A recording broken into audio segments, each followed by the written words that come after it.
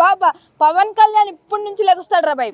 ఎందుకంటే మా నోట్ అక్క నోటి గురించి వచ్చింది కళ్యాణ్ కళ్యాణ్ పవన్ పవన్ వస్తుంది కాబట్టి ఈ 2 వీక్స్ మాత్రం వేరే రచ్చ. బన్నీ గారు కెప్టెన్ అయ్యారంటే నిజమేనన్నా? సోలోలో పడింది చెప్పండి అన్న. అదే అదే బాలా పాప ఇన్ని రోజులకి తండ్రి అయ్యాడు కాబట్టి చాలా హ్యాపీగా ఉందబ్బా. సంజన టైటిల్ కొట్టే అవకాశం ఉందంట కదా, ఎవరు చెప్పారన్నా? వినపడుతుంది మొత్తం కామెంట్లలో. వినపడుతుంది కానీ జనాల గుండెలోంచి రావాలి కన్నా, ఓట్లు వేయాలి కన్నా.